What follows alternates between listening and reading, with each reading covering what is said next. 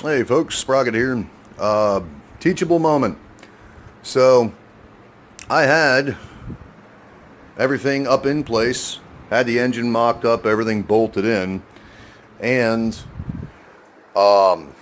something I want to impart to you because it's something I've had to learn the hard way more than once. Is just because you follow the instructions, it doesn't mean things are going to fit. Okay? So, what I came up with when I was going to bolt this in, here we go. This is a rear mount. Now, first off, there's, in these front mounts, these holes are slotted, okay? Whoop, too close. So this will move a little bit, okay? So it'll slide back some. So initially, I didn't even have these lined up with the mount tabs right here. They were, well, I don't know, about a ½ inch apart, something like that.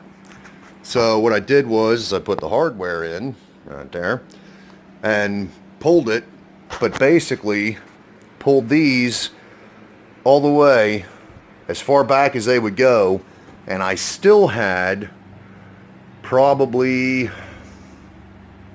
somewhere between an 1/8 and a 1/4 inch gap.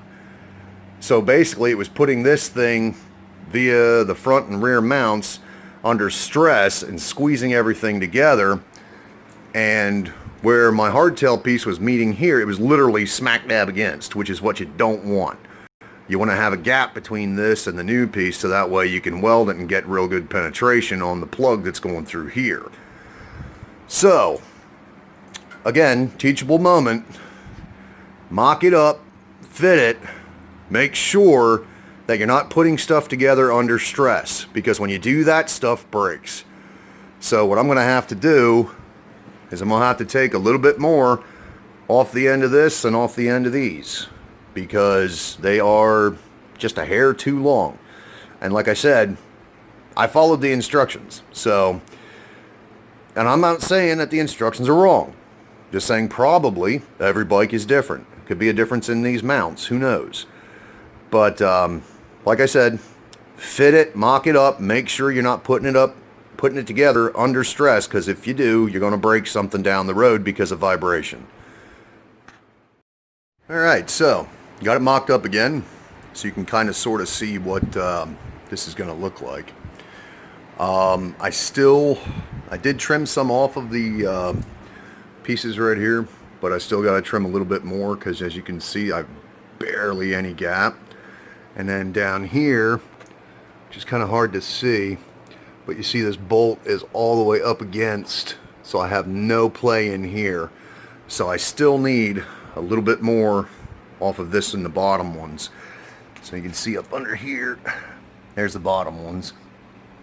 They have a kind of sort of slight gap, but it's just not enough for me to actually get some penetration on the piece that you can see right there through the hole. So I still need to trim just a tiny bit more off of them. So I was a little bit more careful this time to make sure that I made these square, because that was giving me grief too. I was a tiny bit off, but I am finding out that just a little bit off of here makes a huge difference back here. Back here. So I don't really have a whole lot of time left today. Again, got to get ready for work, but like I said, give you a view from the back here. It's kind of what it's going to look like once I get everything together.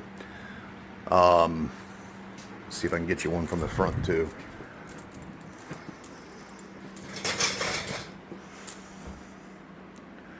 So I think it's going to be pretty darn cool looking. But yeah. So at any rate, that's it for today. Have a good one.